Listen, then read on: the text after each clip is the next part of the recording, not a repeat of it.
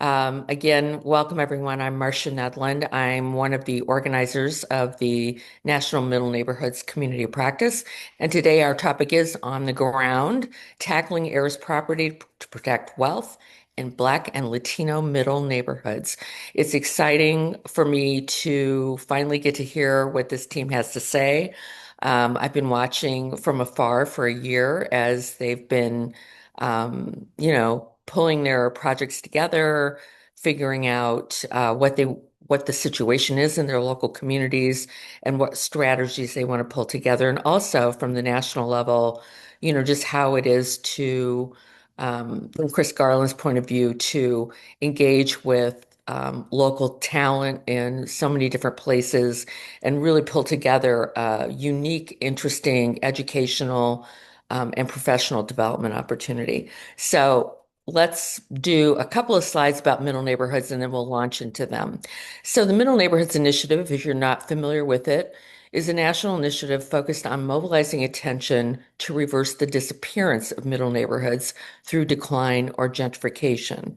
As you'll see in a minute, we basically think of middle neighborhoods as neither the most distressed in a city nor are they the healthiest, and they tend to be overlooked by both philanthropy and practice in their communities.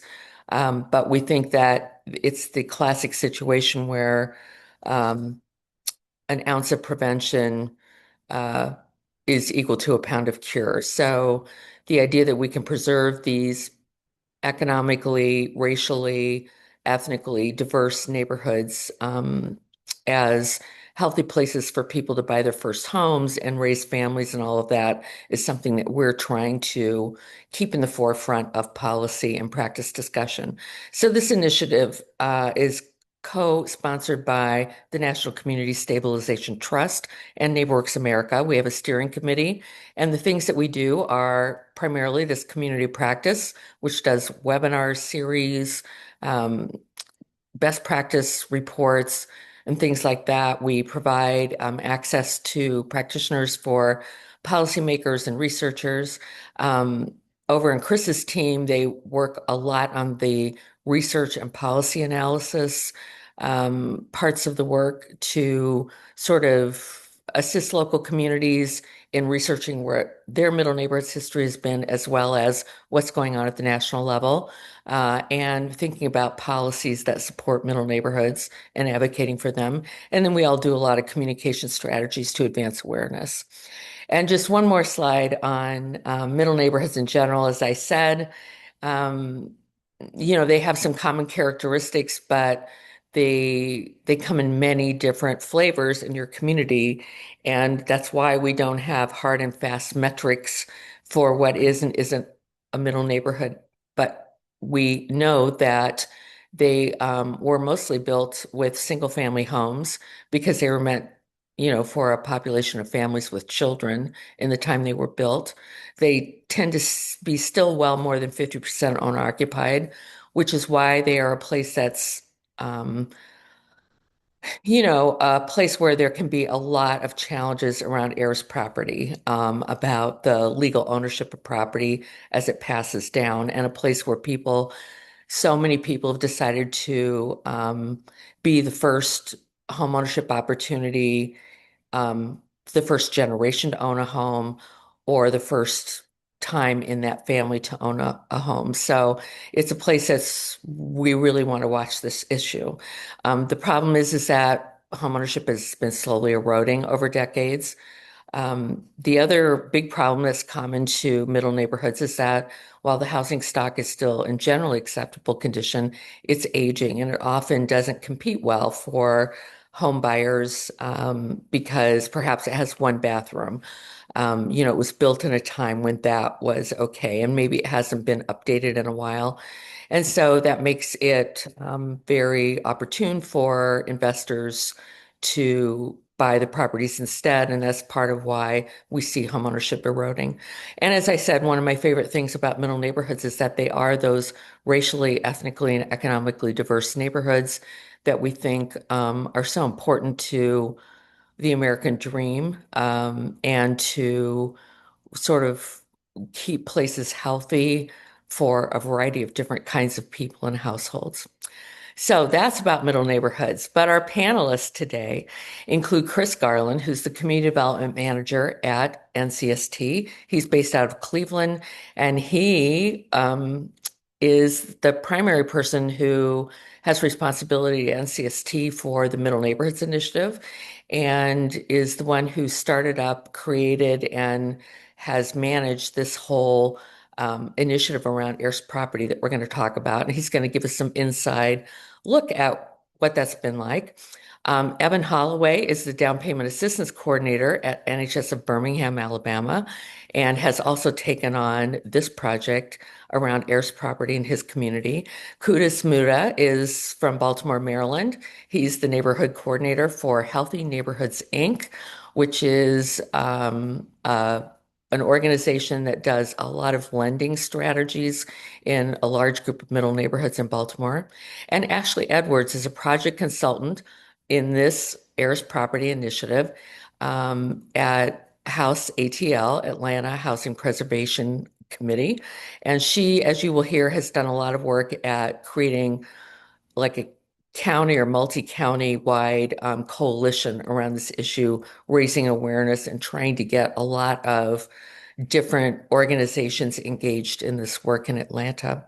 So I'm going to hand it over. Oh, by the way, just so that you know, after our panelist presentations, we will have time for audience Q&A. In the meantime, please, if you have questions, you can type them into the Q&A button below or into the chat, and we'll scoop them up when we get there.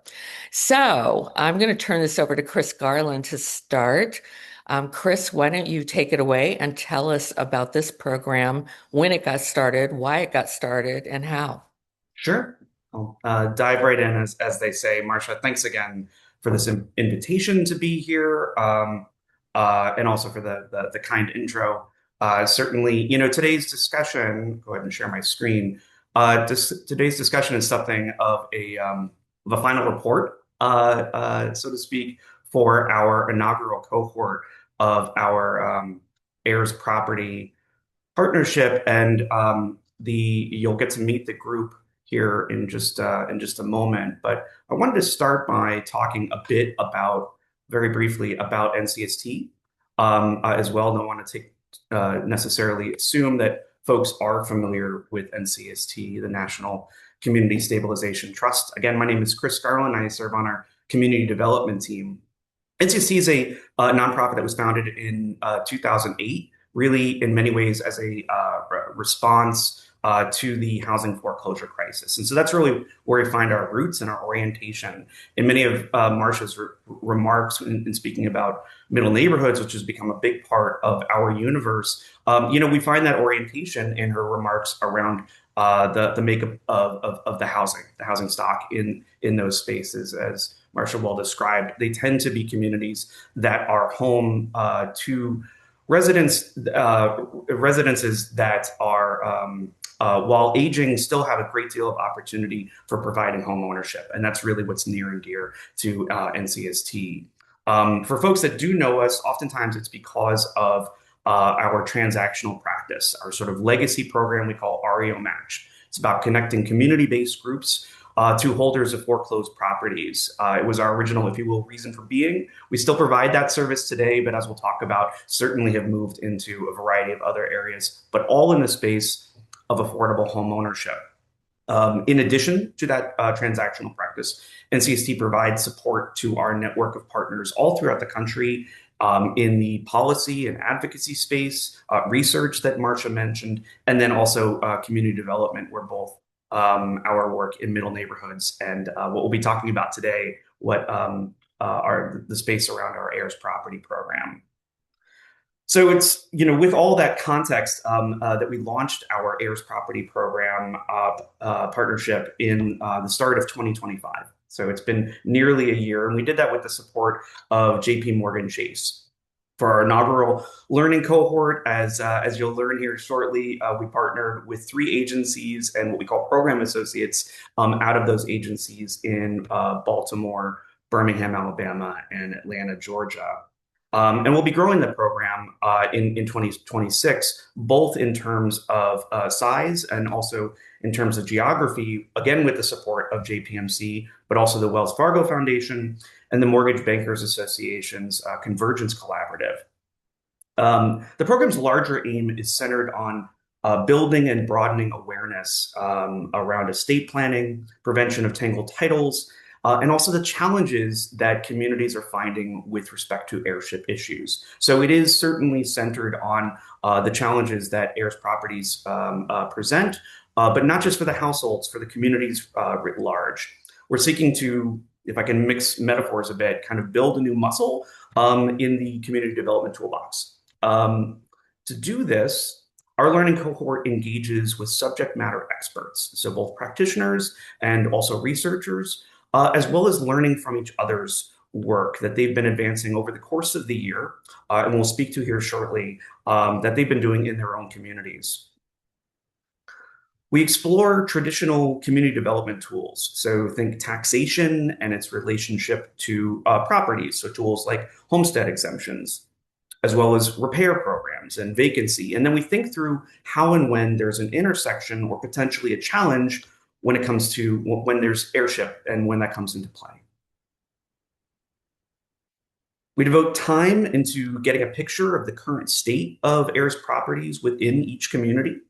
In order to accomplish this, each associate's built out their own heirs property asset map, right? They get a full picture of the civic leadership, the data resources that exist, et cetera, within their community.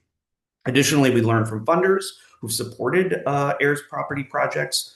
And while unpacking those best approaches to resolving heirs properties is key to the program, we also focus on the preventative side of the equation. So think about estate planning, transfer on death instruments, tools of this sort. The learning model around heirs properties is the kind of tactical, locally based approach that we think community development practitioners around the country are and can increasingly be engaged in. I should also note that I'd be remiss if I didn't offer a tremendous gratitude to the dozens of researchers, civic leaders, and practitioners, many of which, by the way, signed on to today's virtual session. And they've contributed greatly, really made the program the robust program that it is. This slide only reflects a fraction of the mix of subject matter experts who provided their research, engaged in our in-person convenings that we'll talk about some more, and also took part in weekly sessions with our learning cohort. So thanks to all of them. So in this summary slide, it's really here to kind of paint a picture. This model is designed to educate community development practitioners, both from subject matter experts and from their own shared learning. In addition to weekly virtual sessions, we convene in person to gain a richer understanding of the work that each program participant's engaged in on the ground. And finally, each participant has initiated a special project, which is designed to address an heirs property challenge locally. And I think, as you'll find, that really is a key centerpiece to our program and an exciting element. And so with that, we're actually going to now shift to Ashley, Evan, and Kuda for each of them to speak through what their experience has been like over the course of this past year. So I'll kick it over to Ashley Edwards. Good morning or good afternoon now. Good afternoon, everyone. As Chris and Marcia so wonderfully said, again, my name is Ashley Edwards, and I am based out of Atlanta, Georgia. I'm a project consultant with House ATL, working on this initiative specifically, and also the co-lead of the Housing Preservation Committee, which sits under the Homeownership Working Group within House ATL. And so a lot of, I'll get into this, but a lot of work specifically within that committee surrounded a lot of the issues that we touched on throughout this cohort. We focus on a lot of preservation efforts within the committee. And as far as House ATL overall, we are a coalition of industry leaders and partners, advocates, real estate professionals, developers, policymakers, those that are, again, advocates for affordable housing as we do work to um, to establish more affordable housing opportunities for all Atlantans, whether homeowners or renters. Next slide, please.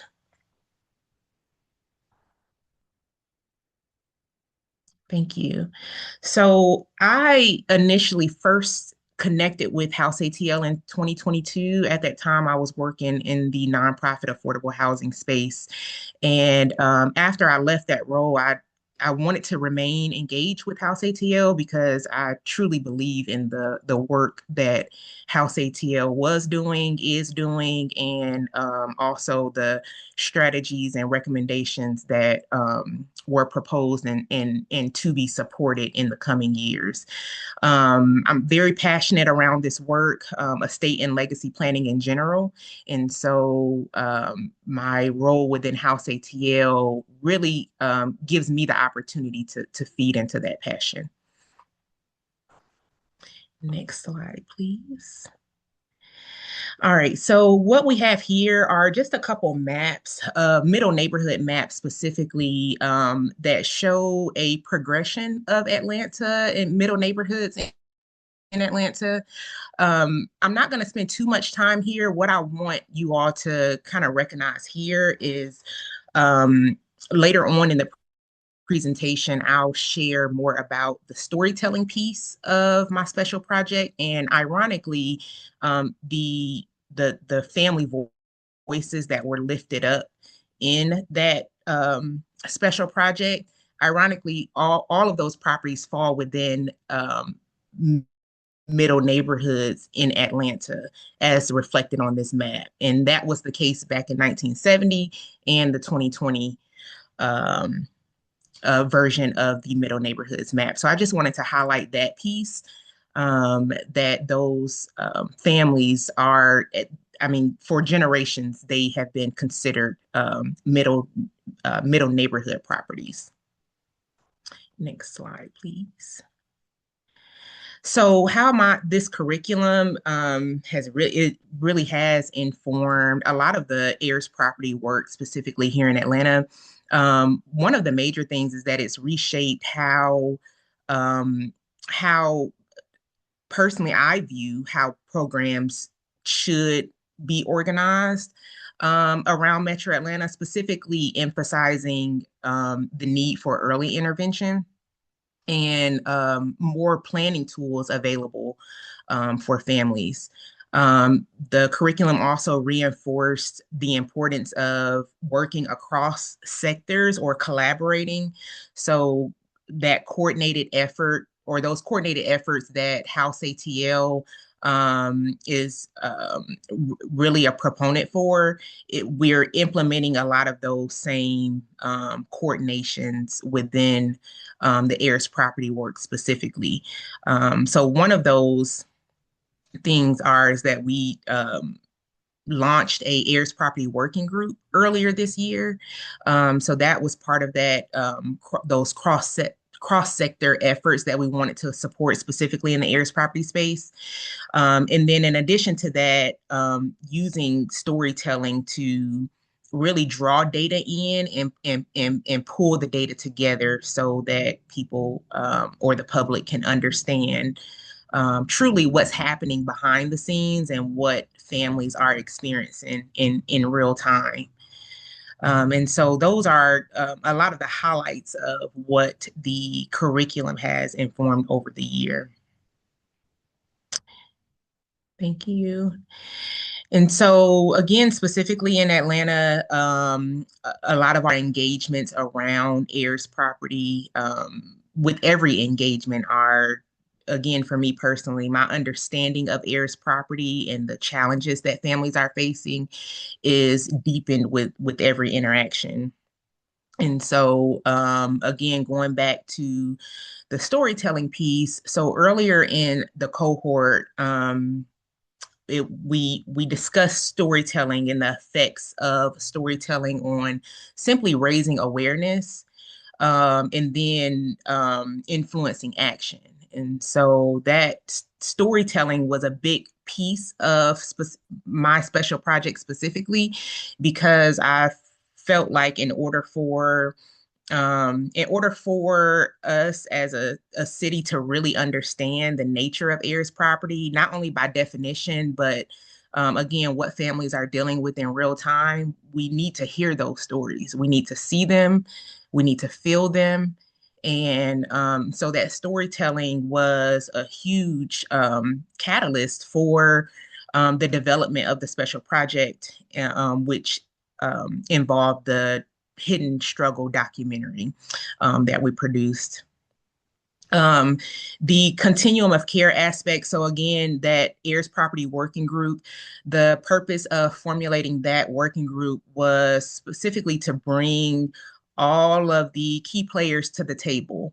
One thing that I noticed very early on in Atlanta is that there was and still is a lot of phenomenal work that's being done. We have organizations and advocates that are really boots on the ground, doing the work, digging deep, trying to find solutions.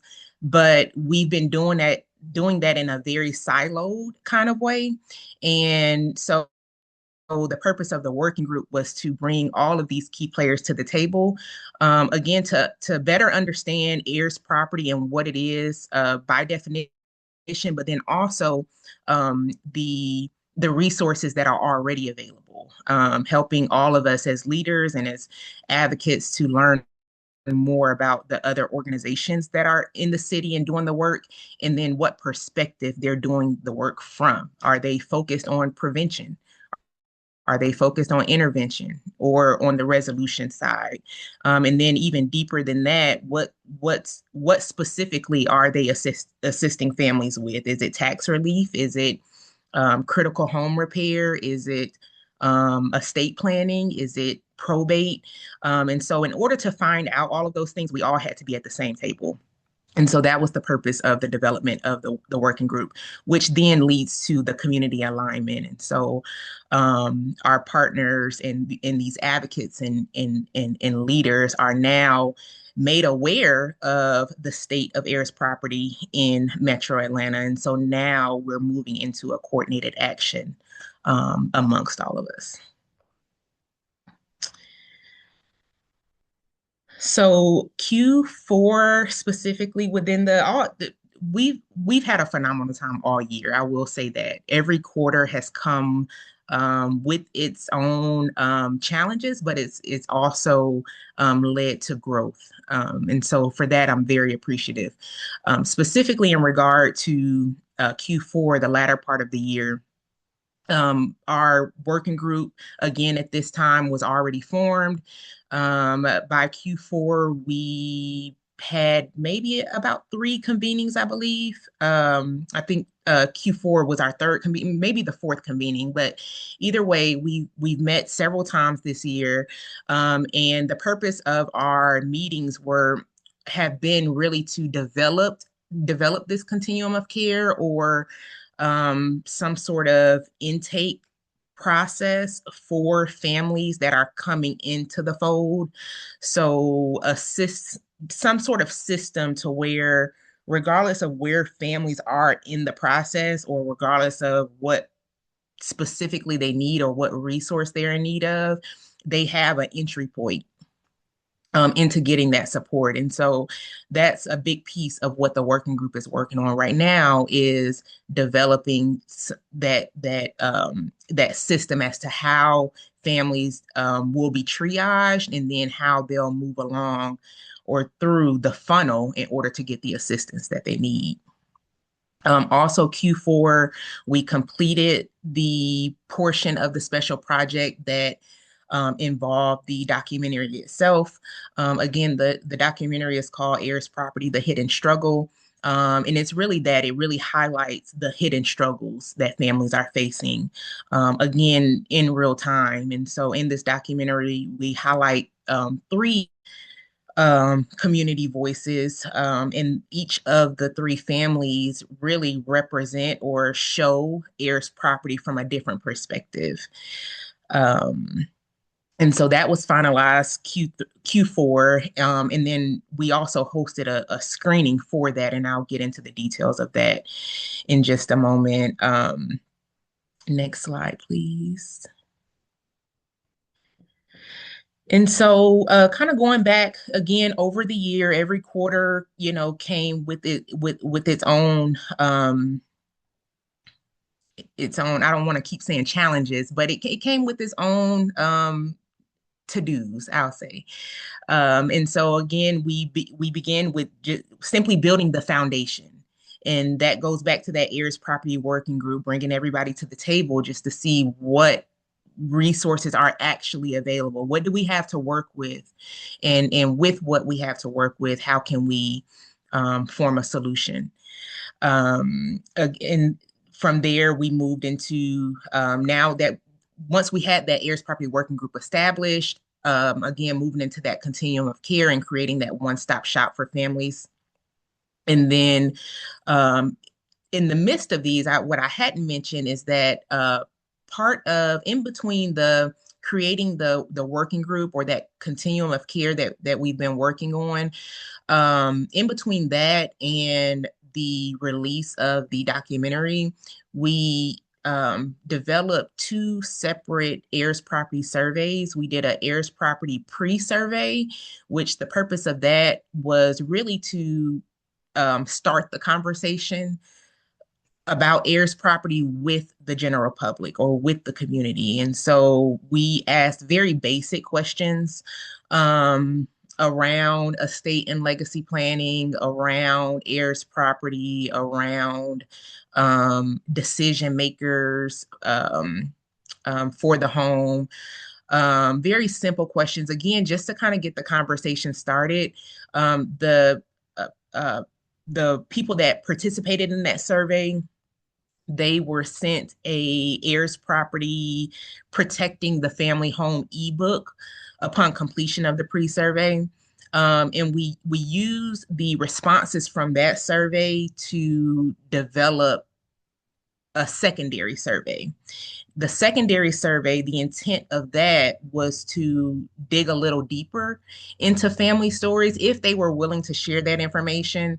That second survey was we gave that out at the Dream Home Expo, which is a annual expo. We had our second annual expo this year, but House ATL, we put together this housing expo where this year it was focused on current homeowners and aspiring homeowners. We had two separate tracks, and we had vendors and speakers related to both tracks.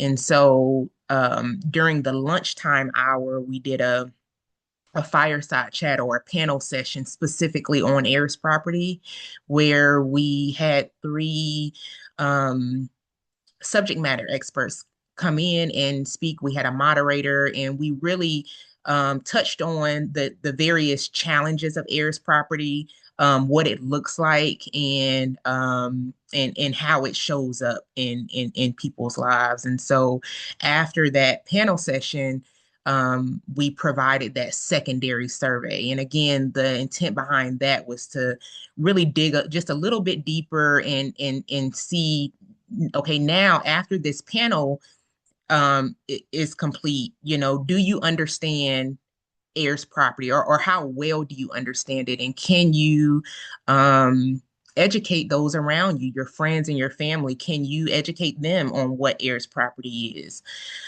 And so the people that participated in that survey, they were able to get a copy of, we had a estate planning attorney that's also a part of the working group that provided it's really an estate planning workbook. It's almost like a questionnaire, or it's a workbook. You go through it, and it gives you the opportunity to really inventory your life and really I guess all the components that go into estate and legacy planning. It gives you the opportunity to really see those items on paper and get an idea of what you should be considering or thinking about as you're planning your estate. And so the participants of that secondary survey were able to receive a copy of that, along with some other attendees of the expo. Um, And so now we are again we're looking forward to 2026 now that we have that foundation built. We have the working group. We're in our groove. We're, really trying to outline a plan for going forward.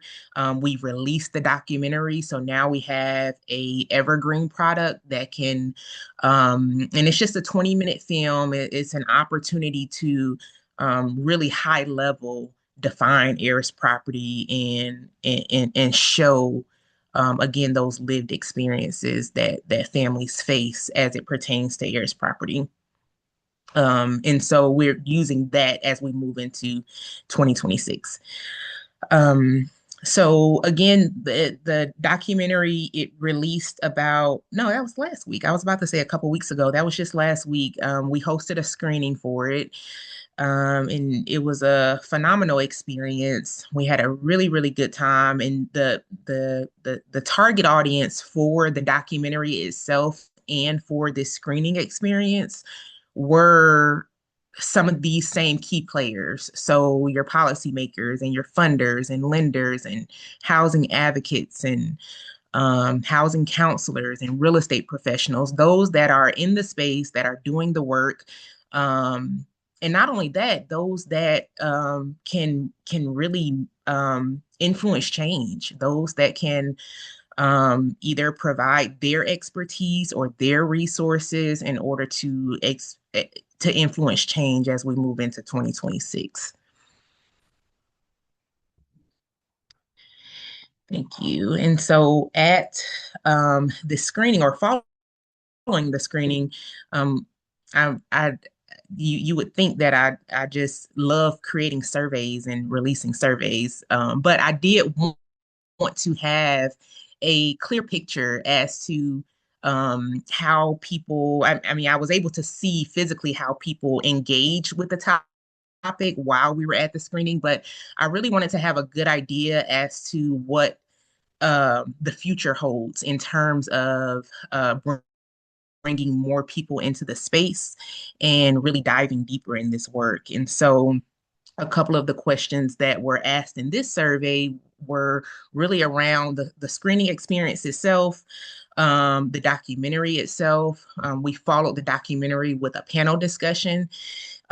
This panel discussion was again three individuals, one of which was one of the families that we highlighted in the documentary.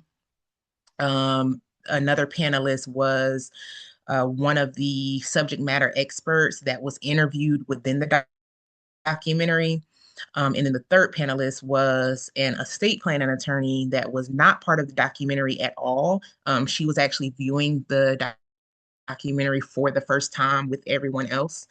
And I intentionally set it up that way because I wanted to be able to, um, again, highlight or lift up or have a community voice present. And what better person than someone that was featured in the film. And then the second panelist, the subject matter expert that was interviewed, I wanted her specifically on the panel because and this is Sarah Mancini with the National Consumer Law Center. And she is an expert in policy changes that are really necessary if we want to see change and improvement in this space. So she gave her expertise on the panel. And then the estate planning attorney, I wanted a third perspective of someone that had not been involved in the process because I wanted to I wanted to show or communicate to the attendees that, hey, this is an issue that everyone is experiencing either directly or indirectly. No one is excluded from this, not one.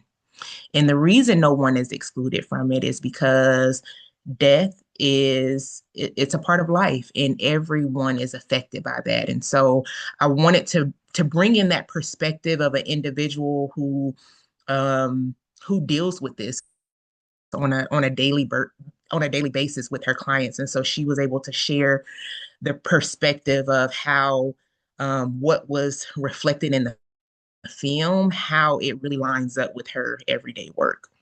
And so, as you can see from these survey results, we got really, really good feedback. We got great feedback in regard to the experience itself and moving forward. So, those that want to be involved in the Heirs Property Working Group, there were some that are interested in bringing resources to their organization or to their community. And then we had those that simply want to hear more or be more involved with House ATL. So the plan is to take these responses and really get these individuals engaged in the work based on how they're most comfortable. And so this is just more information in regard to the screening itself. One of my favorite parts of the screening was the Q&A that we were able to open up at the end because it really highlighted the I don't want to say excitement, but the interest of the attendees in the space and genuinely wanting to find solutions. We had attendees that ask questions in regard to their day-to-day work and how they can best communicate with the individuals that they work with. We had attendees that asked questions around their own personal life. Why can't, if I have 5 kids, why can't I put all 5 kids on my deed? Explain to me, why can't I do that? And so it was an opportunity for us to share how even the best intentions can go wrong if the right education is not provided in advance. I think that was the last slide. Oh, one more. And so again, great experience. I think what it revealed to me personally is that we are we're coming on the other side of the awareness hump. I look at awareness like Wednesday. It's the middle of, it's the middle is hump day. And I feel like over this year, it's really been, okay, how can we raise awareness about this? How can we get more people talking about this? And how can we get more people engaged um and actually acting? And so as a result of the release of the documentary and the screening, I now see very clearly that we're on the other side of awareness. And so now it's, okay, what are we going to do next? Okay, what is our next course of action, and how can we seamlessly get to solutions? Wonderful, Ashley. Thank you. I, I've really had the pleasure, Marcia, so you know, in getting to know Ashley, Evan, and Kuda over the course of this year. We meet every Monday, in addition to meeting in person, and yet still, I'm somewhat struck watching these slides. Ashley, you dug in so deeply over the course of the work and what you shared here as well, and also so appreciate you kind of leaning into what's next for House ATL in this space in 2026. So I know we'll get more into all of that. Next up, would love to welcome. Before, Yeah, please. before we let Ashley go, which by the way, this is really so exciting, and I think you shared a number of such practical tools that reflect your really amazing skill at organizing people and groups. It's really obvious that you knew what you were doing when you were putting these tools together. That's really interesting. But I wonder, do you have any sense in Atlanta of what the scale of the challenge is with heirs property, or you just may not have had that kind of data collection effort yet? Yeah, we unfortunately no, Okay. not yet. These we did, release the surveys. Unfortunately, the responses weren't. It wasn't a big enough data set to really draw any conclusion other than the fact that the community needs more Yeah. resources.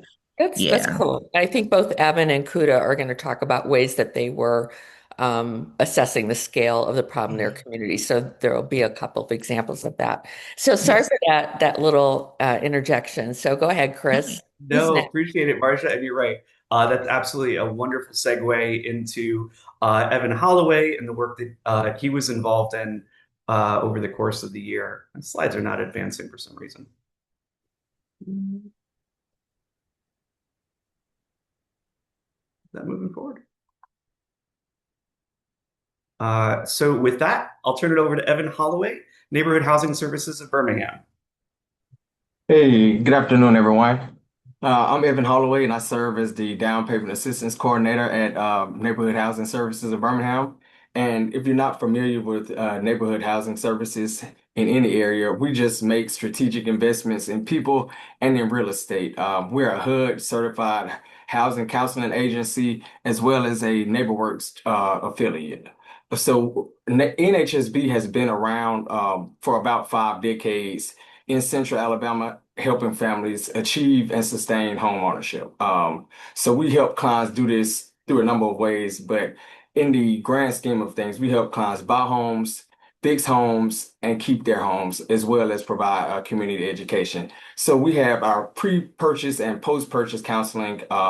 We have our healthy housing initiative, which we provide small things like estate planning and critical repair, well, small repairs, let me say small repairs that you can do in your home yourself without having to call someone, like maybe some small things like the flap in your toilet, but fixing drywall. We also have our foreclosure prevention center, and we have our home buyer education seminars monthly. And like I said, we've recently added estate planning to both of those courses. All right, next slide, Chris.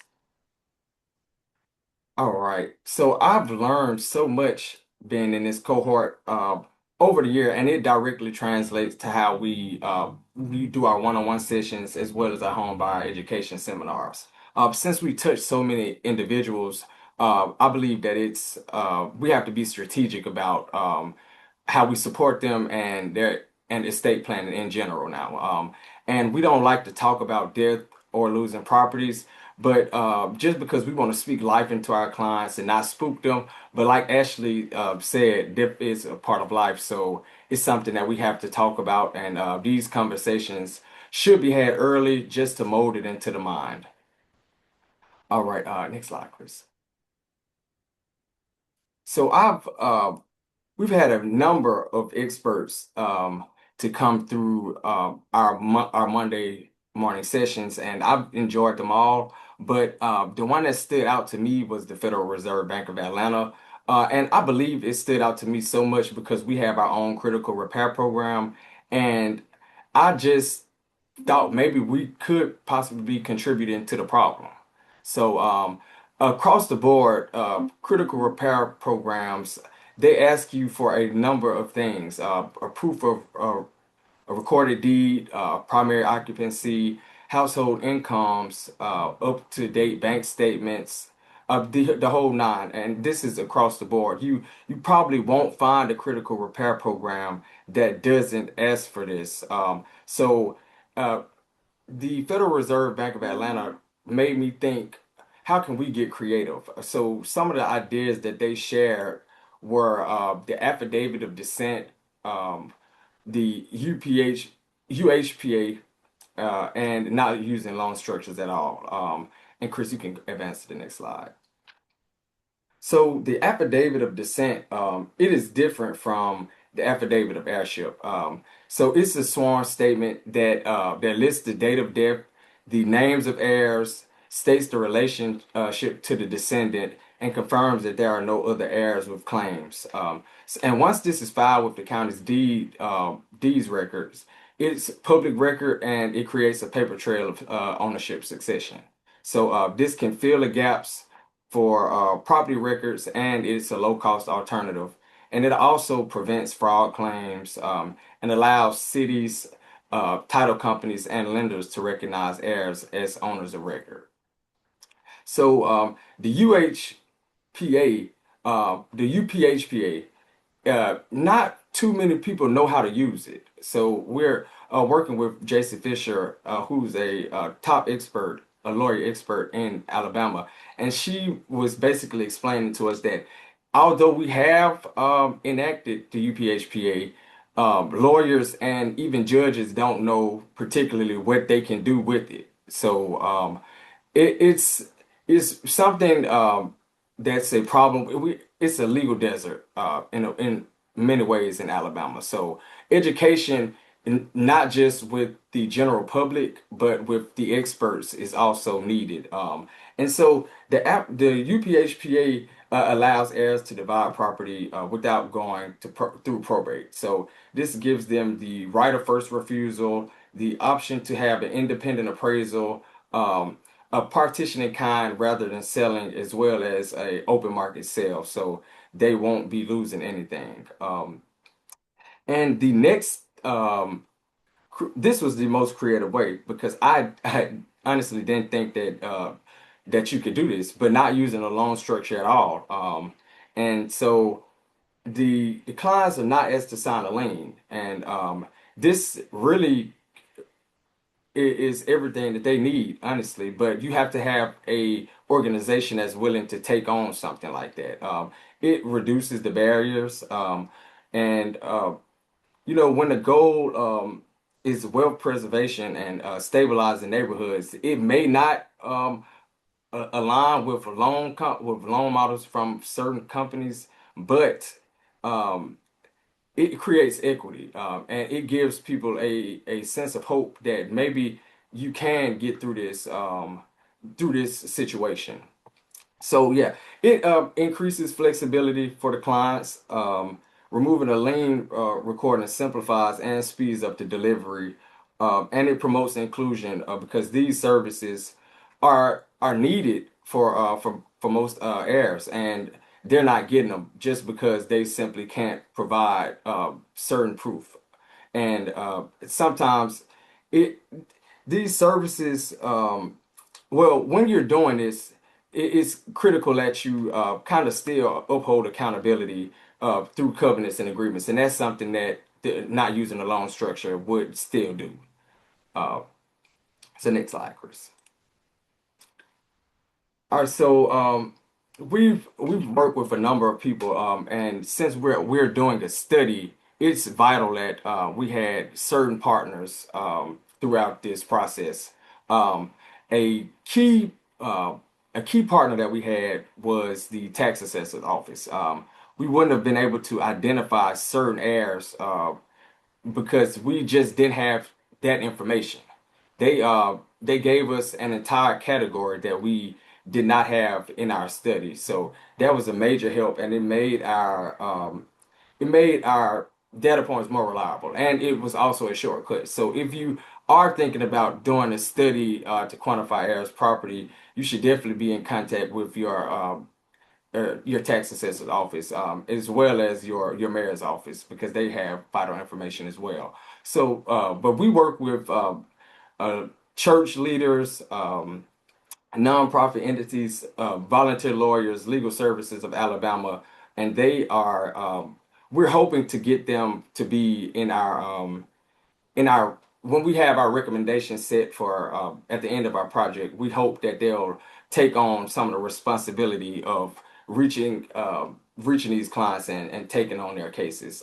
We also work with the Alabama Heirs Property Alliance, which includes a couple of land grant universities, um, which is Alabama A&M University, Tuskegee University, and Auburn University. And we got connected through to the Alabama Heirs Property Alliance through Dr. Ryan Thompson, who's helping us with this study. And they are more so rural, but their information is vital to our study as well. So we can move forward, Chris. So, just taking a quick look into Birmingham, Alabama. Um, so our middle neighborhoods, as you see from 1970 to 2020, um, Well, you may not. I saw someone say that they weren't able to see the color. So the blue would be the white middle neighborhoods. The black would be, black middle neighborhoods would be the orange color, and if I'm not mistaken, the yellow is the mixed middle neighborhood. So you can see over this 50-year period, we've lost pretty much all of the white middle neighborhoods. So uh, they've disappeared, and the city is now more low income and mixed income areas. The home value in majority black neighborhoods is pretty consistent, while in white middle neighborhoods, you can see that it's increased by almost 200,000. So right now, that's a significant increase. And I'm not too sure what the city is doing to address this. I'm not sure if, well, I know when during during this time people migrated out, and it left kind of I wouldn't say a stain on the city's income and housing pricing, but that's what it did. People with money left out, and now they're starting to come back in, but over the time, black middle neighborhoods haven't been able to recover just yet. Um, we can move forward, Chris.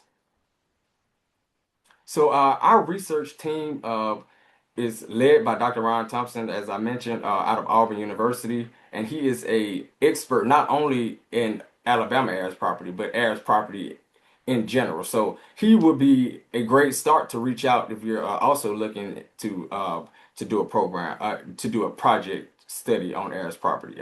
So we had a research assistant, our intern from Michigan University, Sonia, and we have Taylor Bright, who's our communications expert, and he helped us do some storytelling, some videography, as well as helping us word our study so that that the average person can read it. Because we didn't want to have a study where it's only for academics. We want to actually be able to create a study for the general public and also have pamphlets, and so we could just pass them around to anyone who's interested, and they'll be able to understand it like it's 2 plus 2 and 4 plus 4. So our research question was pretty straightforward. How many clouded titles of single family parcels, including vacant lots, are there within the Birmingham city limits? And we've conducted a comprehensive study and geospatial inventory just to basically assess the impact of heirs property on the city of Birmingham. And in terms of statistical analysis, we're looking at total parcels, the total market value, total acreage, and vacancy versus occupied. And Chris, we can move to the next slide. All right, so phase one of our study. I'll just show right here. This is just basically a rundown of all of the sites that we used and sort of just a brief look at the process. So, phase one included gathering and analyzing data from the Jefferson County Tax Administration Office as well as the Jefferson County official probate records. And since in Alabama there is no standard nomenclature system in the tax system, we had to use categories such as heirs of, estate of, joint tenant, agent of, and etc. And so these data points basically led us to our conclusions. The data had to be inferred from pattern property ownership, like obituaries and property ownership and probate indicators. And the Jefferson County Citizen Access Portal, which would be where you see the appraisal value and the owner and the address, and it'll tell you the mailing address, whether they are either in the city or they're out of the city, or they're in this property or they're out of this property.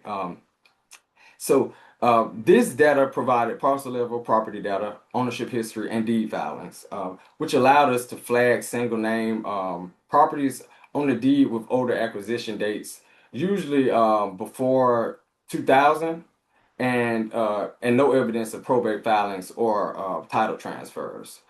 And we also use geospatial mortgage data, and this was the mortgage data and the parcel data enable mapping and enabled us to do mapping and a spatial analysis of the properties. And we also used the regrid mortgage data, and these layers supplied us with owner occupancy, um, property use types, and the conditions of the structures.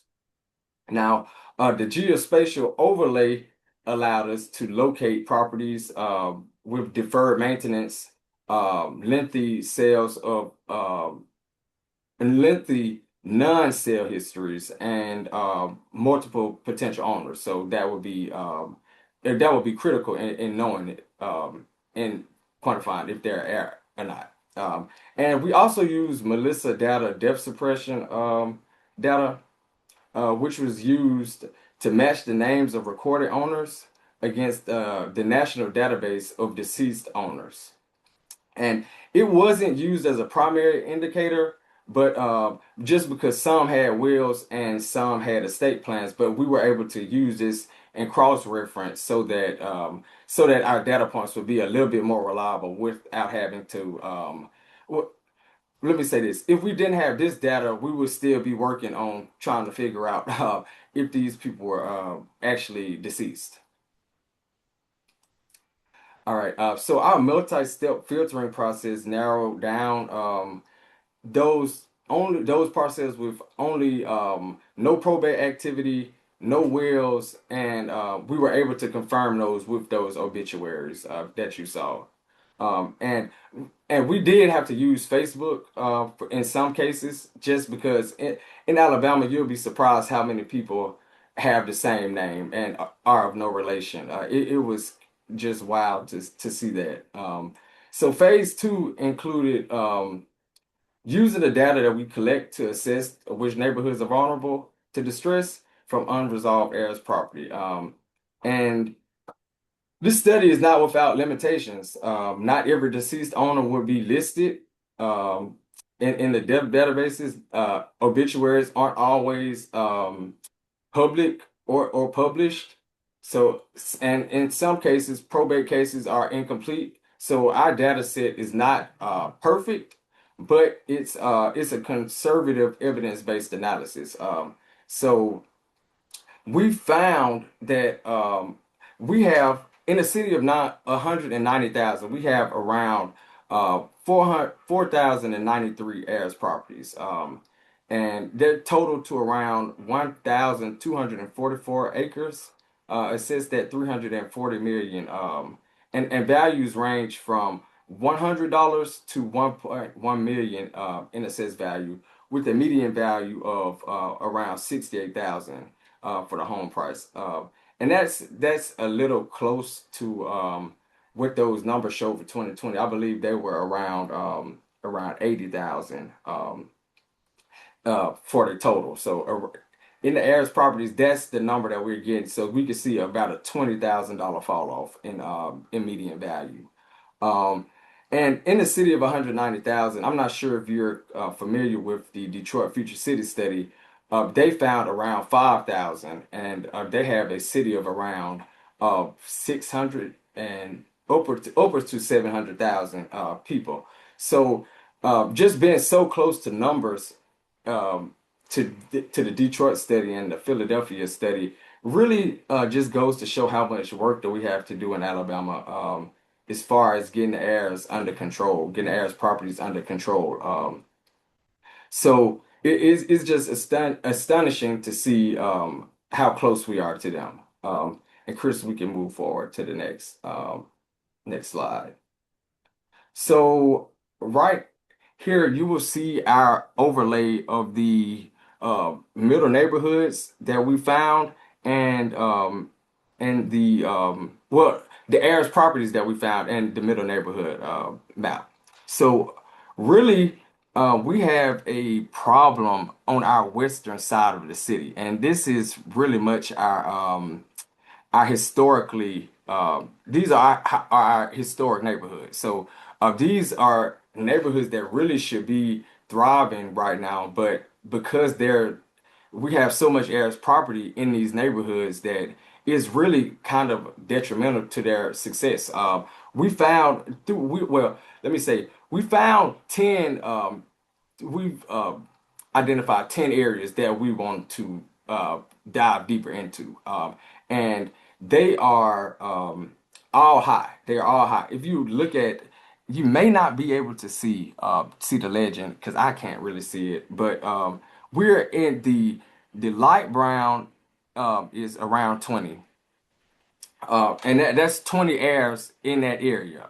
And the darkest will be upwards to 120. So, excuse me, 150. So we found 8 areas that have at least 100 heirs properties in a close proximity. So that is what we're trying to do right now. We're trying to figure out where we'll attack first and try to figure out some kind of recommendations for action.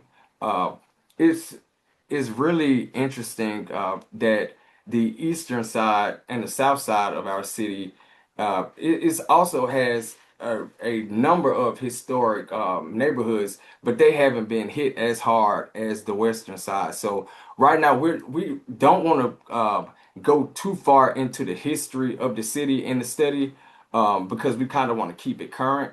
But we do know that there are some some factors such as just the way of life back then. People were working in mills and in plants, and they weren't able to really maintain, well, the families weren't able to maintain, or they just straight up left at some point and they never returned. So these areas they were good areas making good money, but right now they are kind of in a downward spiral. Like most middle neighborhoods, they're not in a full on, it's not full on a low income neighborhood or fully dilapidated, but they are they're headed towards a place where it's going to be extremely hard to recover. The one neighborhood that we do have the most in is Ansley, and they have 150 heirs in that neighborhood.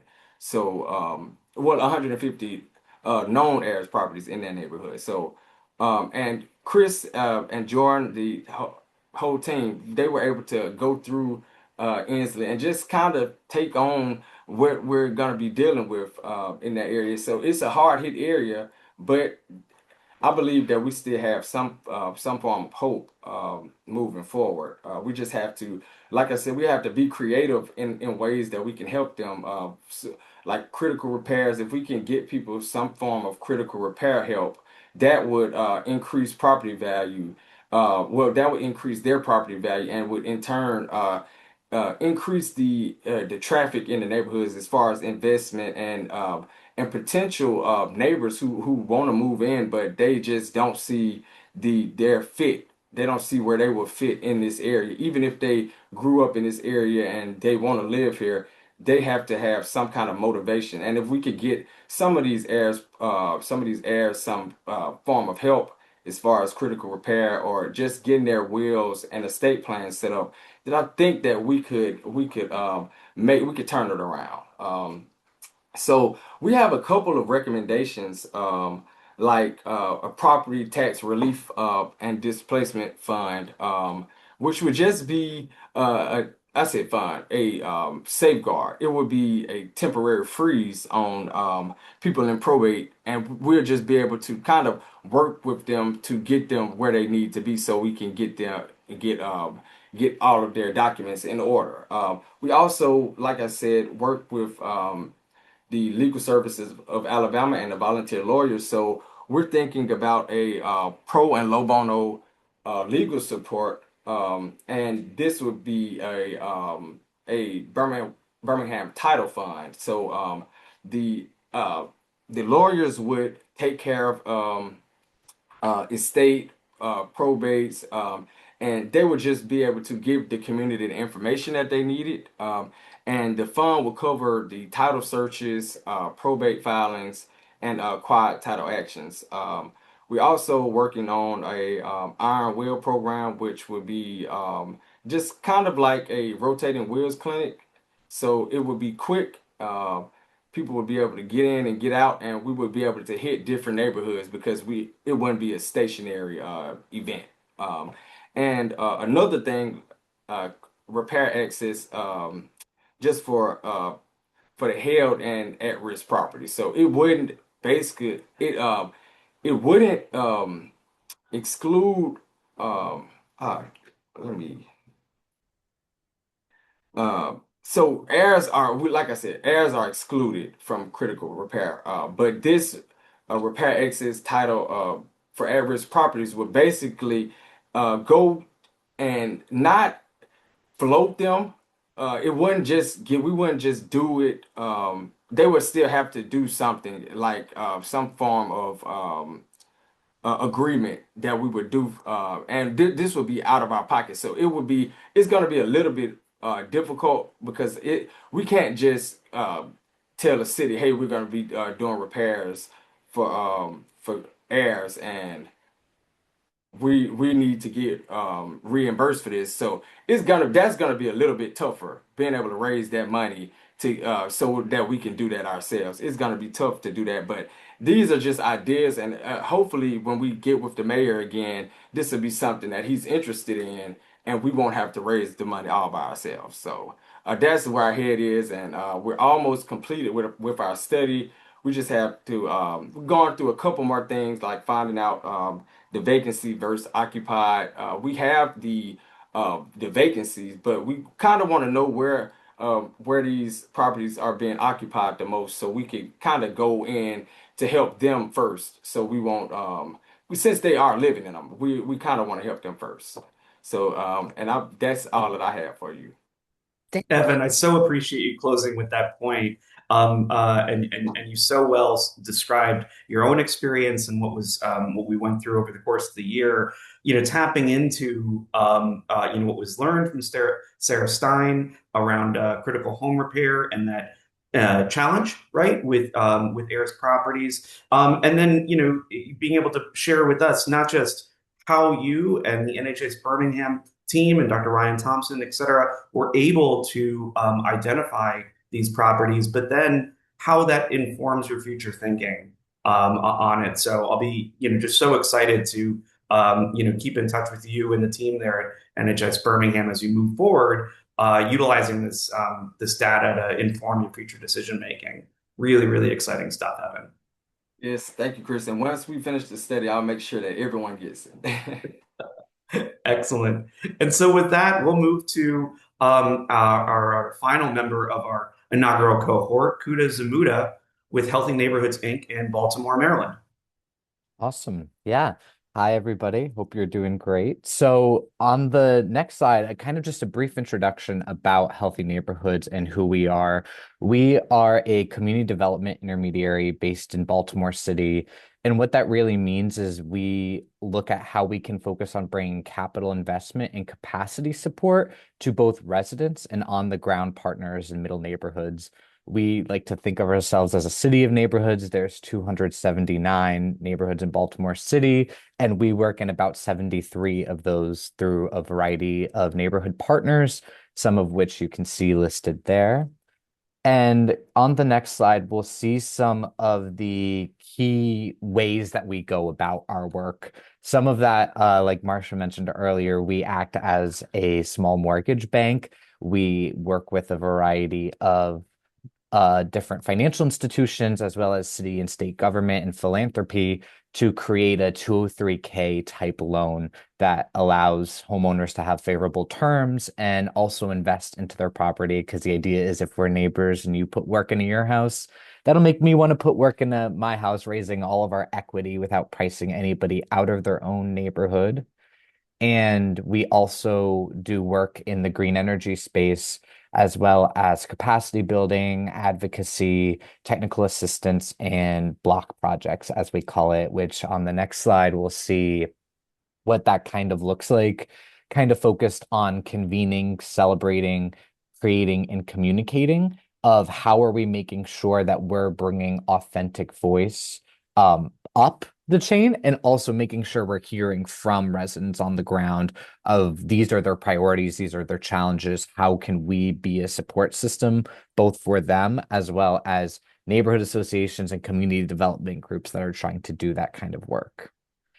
And for the next slide, we'll kind of see, like everybody else, we have some of our maps here of the middle neighborhoods. It's really changed over time, and we find ourselves at a really interesting inflection point at the city where we're starting to see growth for the first time, pretty much since the post-World War II era, which is great. But it's kind of really made the Heirs property issue a particularly prevalent one of how are we making sure that we are protecting owners and heirs and the legacy of properties at a time when predatory investors are going to start to be interested in our market more than they would have before. So on the next slide, you'll kind of see how our thinking around the heirs property work was shaped over time. First, when we were entering the space, we wanted to make sure, like Chris was mentioning earlier, that we were acknowledging the great work that was already being done in both the city of Baltimore as well as the state of Maryland. There's been groups like Maryland Pro Bono Resource Center, Maryland Volunteer Lawyer Services, the Fight Blight SOS Fund that have been doing this work for a lot longer than we've been in the space. But we were really excited about being able to come in and lending that community development perspective and kind of that on the ground relationship we've had the chance to build across the city. And so from there, we again benefited from the great work that others had already done of analyzing how much heirs property cases were likely existing in Baltimore. It's ranged anywhere from 5 to 8,000, depending on what the study is, but it shows that it's a pretty prevalent issue. And then from there and through the conversations we've had amongst the cohort and with subject matter experts, we saw three main ways of looking at the heirs property issue in terms of solutions. We saw the proactive side, which is normally an estate planning component, a reactive side in the estate administration, going through the probate process, trying to clear tangled titles, addressing that deferred maintenance. And then we saw the kind of foundational systems change of what do we do when when heirs are excluded from home repair programs, when they're excluded from tax exemptions? How do we kind of work to reduce barriers instead of needing to build new systems to reach heirs is kind of where our thinking went. And on that next slide, we'll see the other main question that we were grappling with is when is the right time to engage residents around heirs property? As a lender, our initial impression was we want to get people when they're buying a home. But keep in mind, we also require that residents are doing home repair as part of it. So, as I'm sure many of you know, the home buying journey is not always the easiest, let alone adding a renovation journey into the same timeline. So while it's helpful to mention those things, while it's helpful to hear those topics in homeownership counseling, we wanted to also think about what are other points where we can reach heirs and and homeowners in the current sense as well. And that's where our special project kind of developed. And so what we decided to do is we worked with the state of Maryland, the city of Baltimore, as well as a foundation called the South Baltimore Gateway Foundation to or Gateway Partnership, apologies, to develop a legacy home repair program. And so what it was targeted to residents in two specific neighborhoods, which we'll see in a moment, but that are age 55 plus and have lived in their current neighborhood for at least 10 years in their current property for at least 10 years.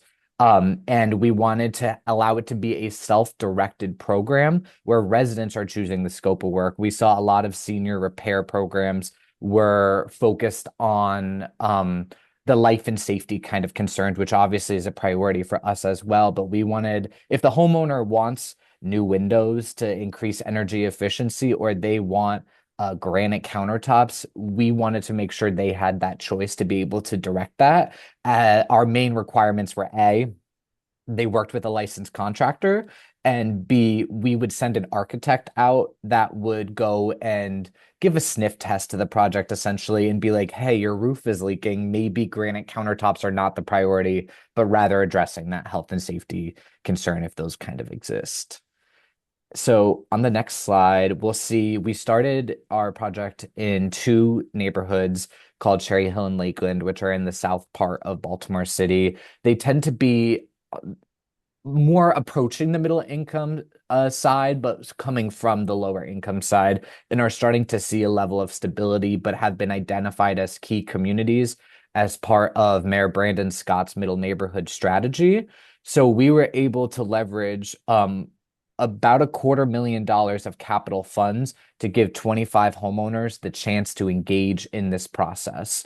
And we saw a really quick uptake when within having, I would say within 2 weeks of having the official applications released, we were fully allocated for both grants. So, which is really exciting. On the next slide, you'll see like what the components of it kind of looked like. So, yes, it was the $10,000 of home repair grant, but what made this program special is we wanted to make sure that we were integrating the tax credit reservation for the home preservation piece of residents as they continue to age in place, but also the estate planning piece of making sure that residents are having the opportunity to think about the next chapter for their house. And when we found that we were working with seniors, they saw this as working toward that next chapter. And it was felt like the helpful time to really begin engaging in estate planning. And so what we did is, as the cohort came together of the 25 residents, we hosted a legacy home repair dinner in each of the two neighborhoods. Each resident was invited to bring a guest, some family members, and we had the attorney come in. They got to ask any questions they wanted about estate planning. We talked about tax credits, all the hypotheticals that people have. They're like, well, what if like I get divorced and then their husband's sitting right next to them and they're like, hey, what? And they're like, we've been together for 30 years. But that idea really made people seem to feel comfortable with the topic. And we decided not to mandate that people create estate plans because there was concerns about if those would be able to be upheld in court if somebody could claim it was made under duress. But we gave each resident the choice to engage in free estate planning after that with our partners at Maryland Volunteer Lawyer Service. And 22 of the 25 homeowners decided to move forward in some degree or fashion of estate planning. Majority, if not all, have moved forward with tax credit registration. And I think the other kind of exciting piece of this was the community building, not only internally with what we saw the residents that were engaging within that cohort together, meeting neighbors that they never knew were around, but also there became this informal network that was going around. Obviously, more people called to ask about what grant funds were still available, but there was also a lot of conversation that began to happen around estate planning organically in the community.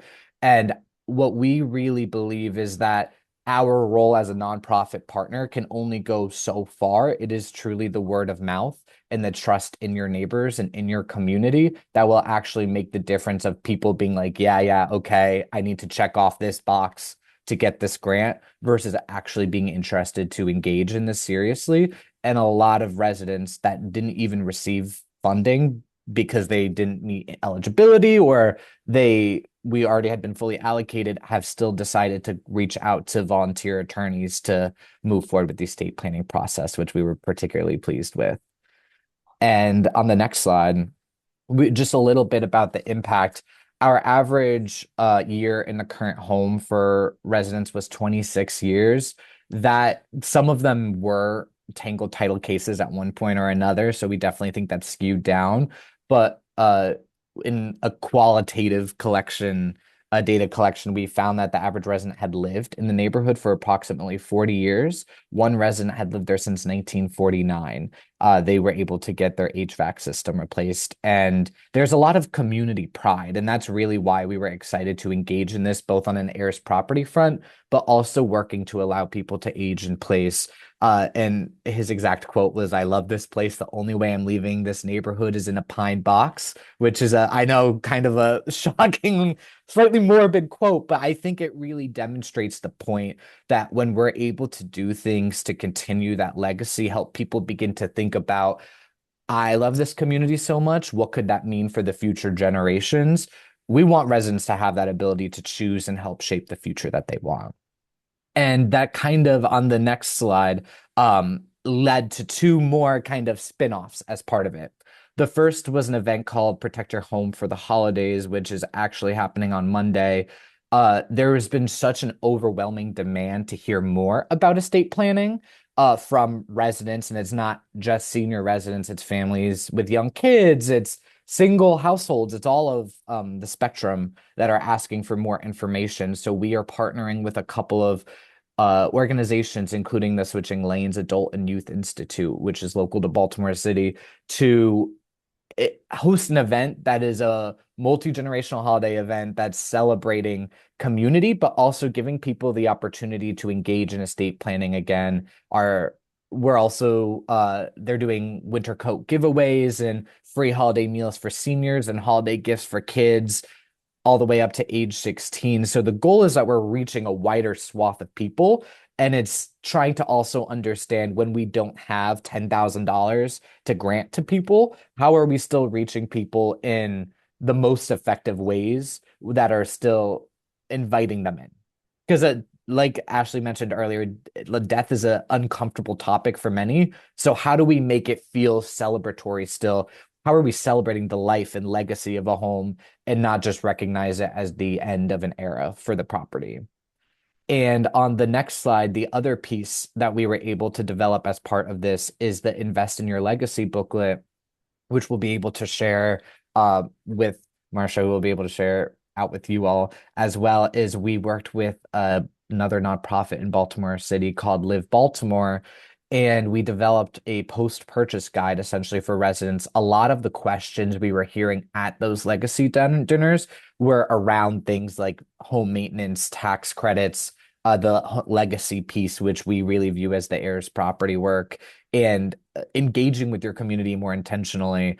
And so we were able to co-develop a booklet that a 16-page booklet that allows residents to really have the key to those resources in their hand. We're not telling them everything that they can and cannot do, but we are trying to give them a window into the opportunity of here's who you can reach out to learn more about the difference between a will and a trust. Here's where you can go to find out information about property taxes and understanding that when your mortgage is paid off, like that is now going to be not something from your escrow account, that is something you are now responsible for, and helping residents kind of fill that information gap. So yeah.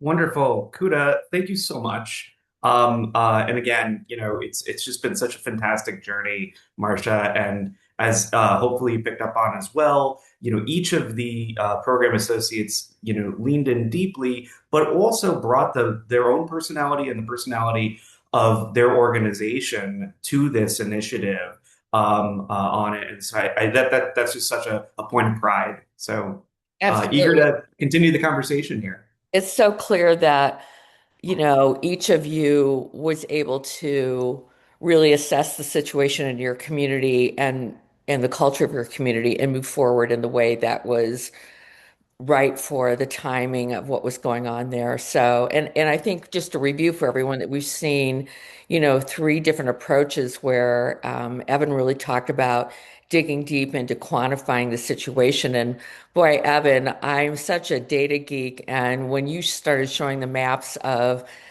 correlating the number of heirs properties in different neighborhoods, I got chills. I'm really excited about that. And Ashley taking it, to the countywide level to try and organize all these disparate, siloed resources into something that would be greater than the sum of its parts, I think is very, very exciting. And Kuda, I think, gave examples of how an organization that's already working in neighborhoods can start to adapt existing programs right away to do as they're working to raise money for perhaps things that are more complicated. But how to start dealing with that right away. It's really interesting. I'm just going to do a couple of questions. We're almost out of time, and I don't even mind because I think all the content that you guys presented was just so fascinating. One quick question. Somebody asked, is there going to be a cohort member in Cleveland, Chris? Is that one of your cities next year? it is not for Okay. 2026. We will be working in 2026 again in Atlanta and in Baltimore, as well as in Los Angeles and Selma, Alabama, Dallas, Texas, Minneapolis, Phoenix, and also in Philadelphia. Nice, nice, really nice. Okay, so one of the questions here I'll get at is, do you feel your programming activities are working fast enough, they put quotes around it, to prevent families from losing heirs property? So many boomers are turning 70, 80, 90, etc. Black neighborhoods are so vulnerable right now because of demographic shifts. I'd be surprised if anyone said they thought they were working fast enough, but you want to say something about that collectively, Chris?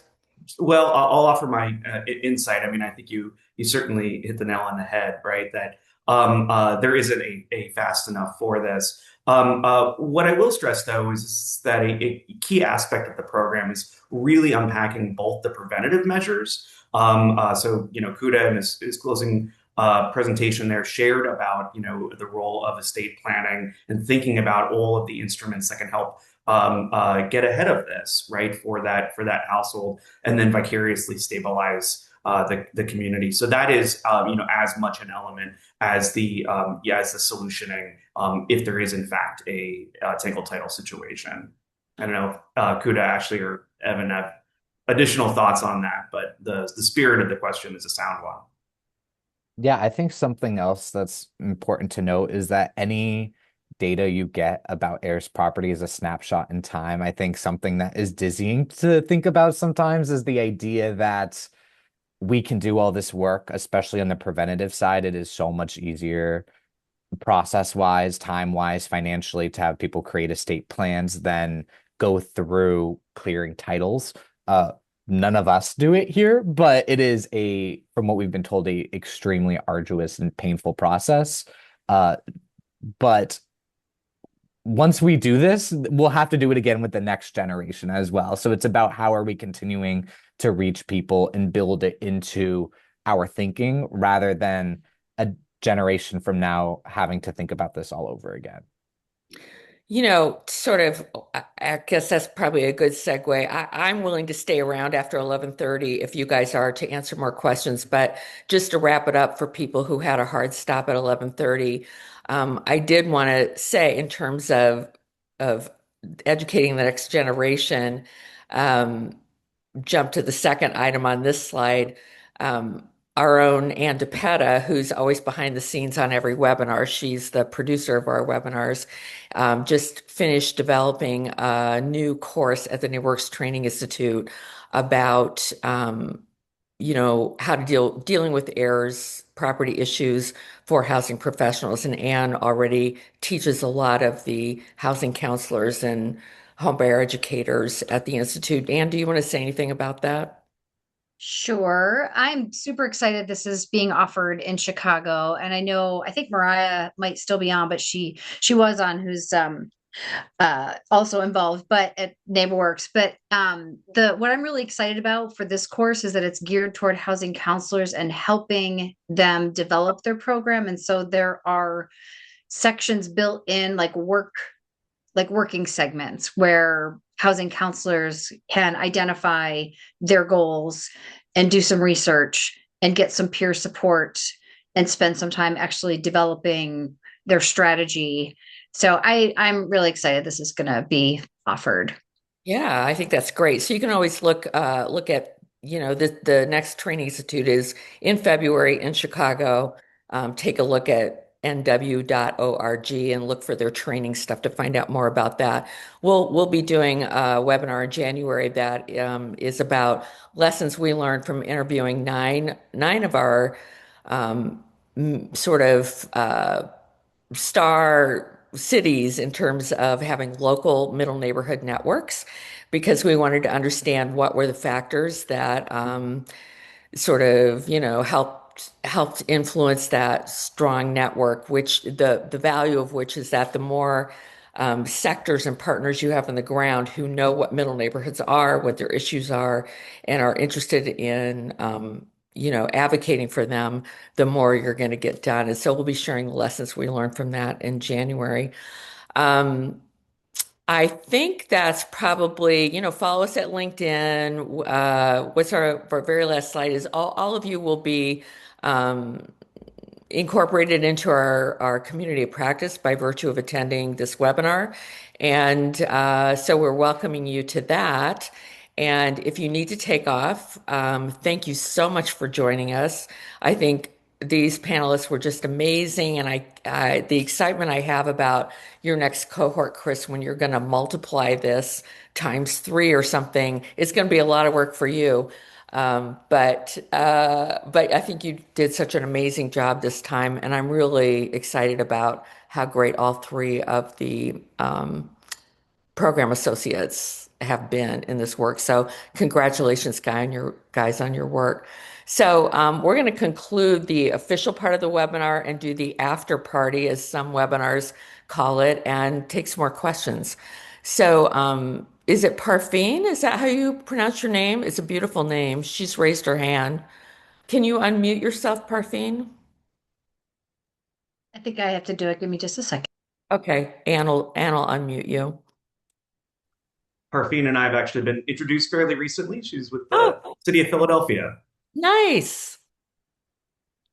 That's one of our very early supporters of the National Middle Neighborhoods movement. She should be able to unmute herself now. Okay, Parfine, try unmuting yourself.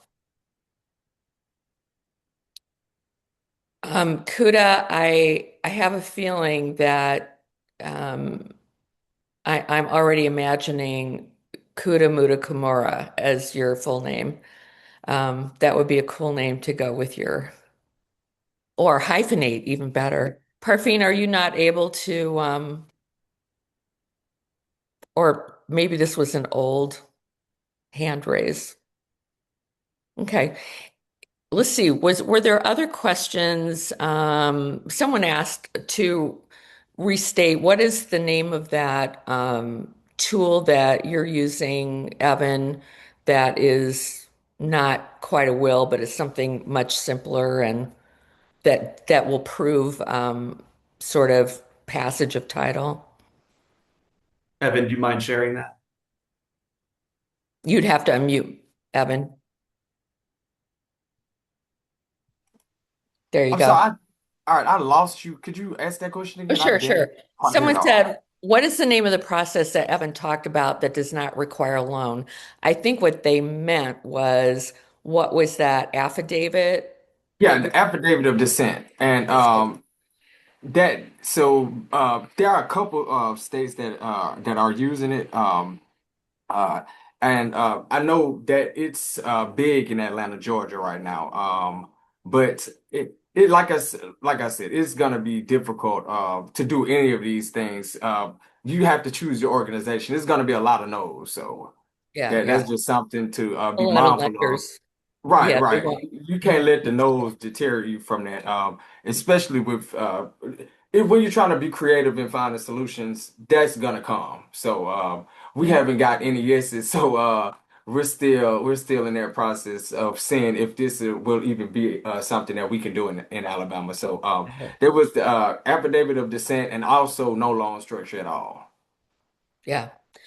I'm curious for each of you if there was some kind what if you were thinking about policy that could really advance your work in a big way, like at the state or federal level, probably at the state level. Um, what what would you wish for at the state level that would really make a difference in preventing these issues from happening in the future and resolving the ones that we have already? And any of you can jump in. Um, I would say in Maryland and Baltimore specifically, one is it was mentioned earlier, but transfer on death deeds. It's an instrument that's used essentially to help you avoid the probate process when it comes to the property. And it's something that has passed, and I believe almost 20 states at this point. Maryland is not one of them. Ah, So a version of that would be particularly helpful to, again, reduce barriers to help low and moderate income individuals easier pass the property along. And a designated home, partially renovation, but partially title clearing fund. I know that Philadelphia is a city that has a title clearing fund, and it seems to work pretty effectively to help residents begin to work through that process. It's sometimes about getting up over the hump of the upfront cost. agree. Other thoughts?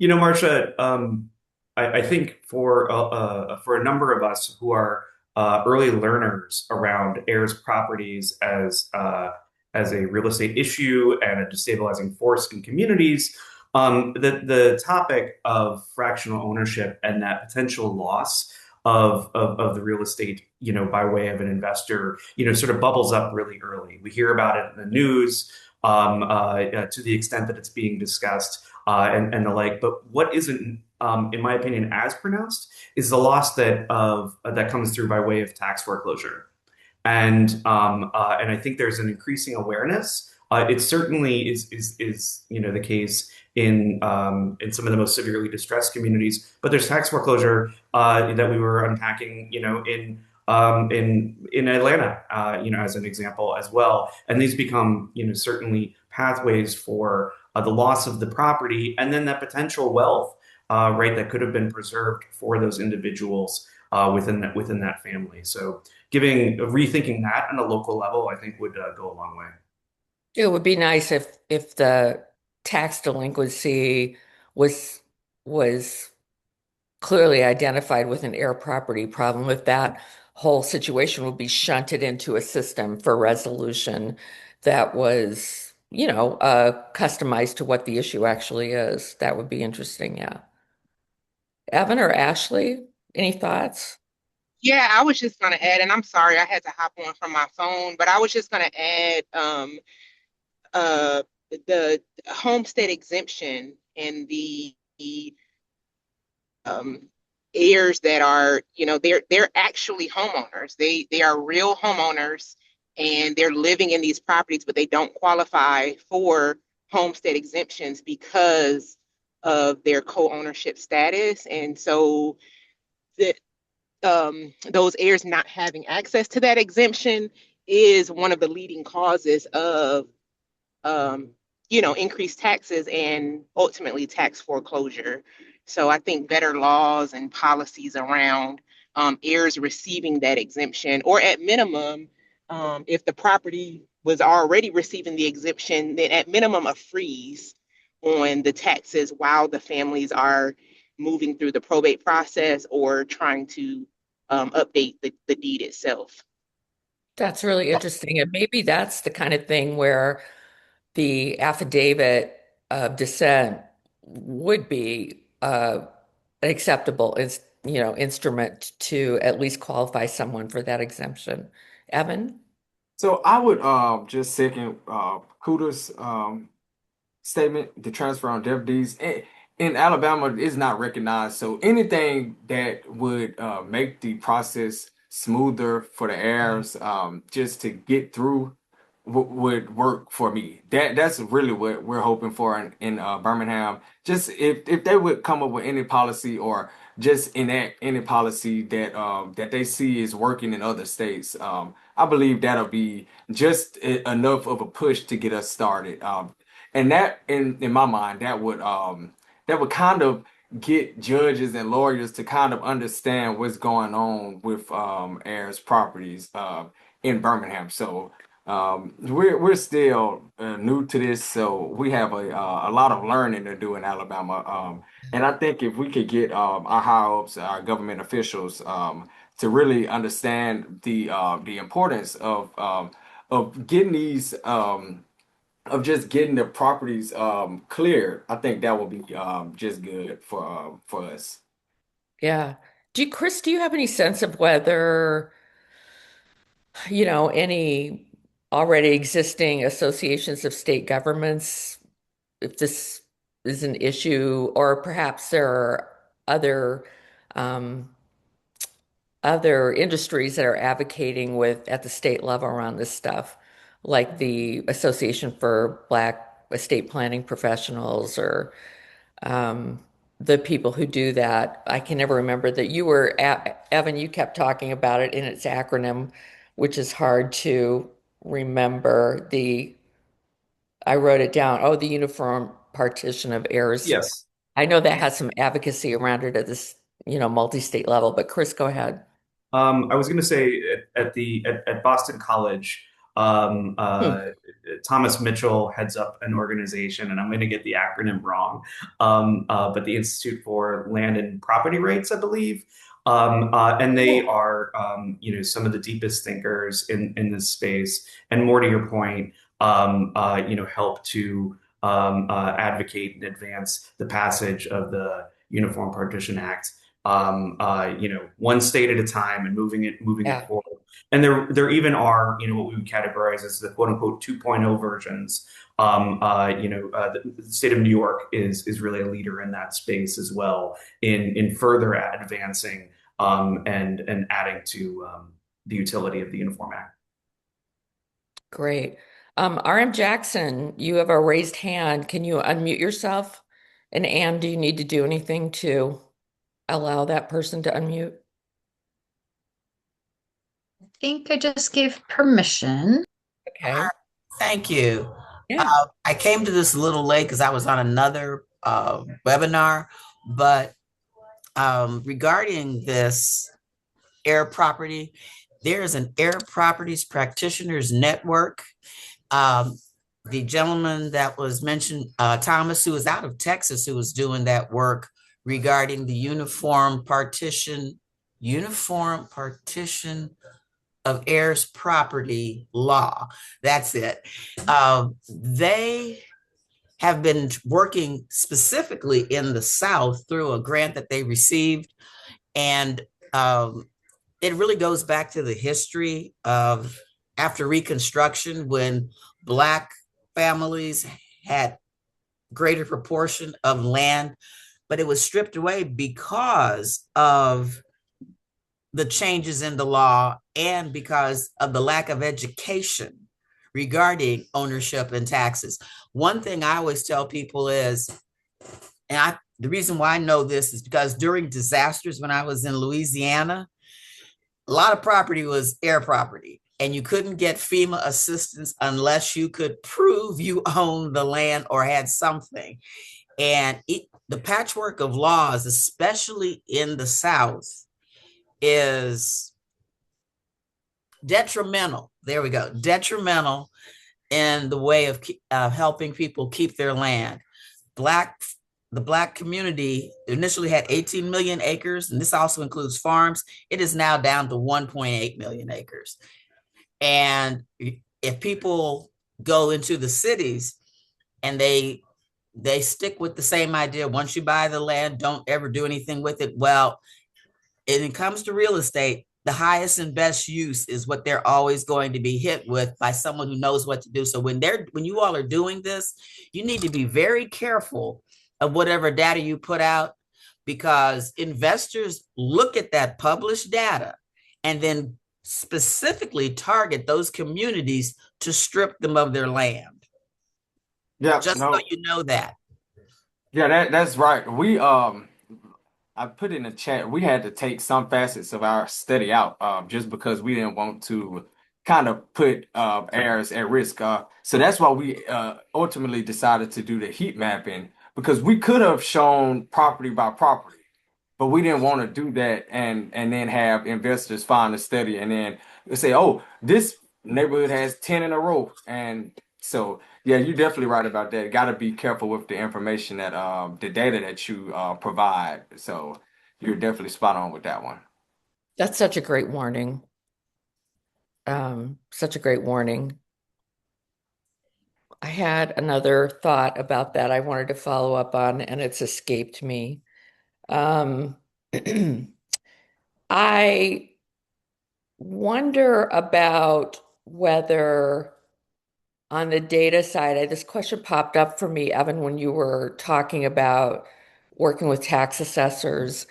I'm not sure this question even makes sense. I haven't thought it all the way through, but do you think there's any movement or would there be any utility in tax assessors starting to record deaths along with all the other data they record? I mean, wouldn't it be nice if when we were downloading assessors data, we could see whether the person to whom the tax bills were being sent was alive or not? Oh yeah, that makes a lot of sense. And we found that I just know it would be different in certain cities. So here in Birmingham, um, our tax office, they are good, but they don't provide all of the information that they could. You have to ask them for the information. So it would be nice for them to do that, but they would possibly say they would do it, but when it comes down to it, would it actually be there or would it just be something that they say they offer and it's not actually offered? That's what we found. A lot Or of when we were accessible? looking for a lot of the information, it was saying they were saying that they had it available for us, but it just wasn't there. So the tax collector, that's who we went to first, but the tax assessor ultimately was able to help us out and find some more categories. So I think that should be something that they include, just to not only help with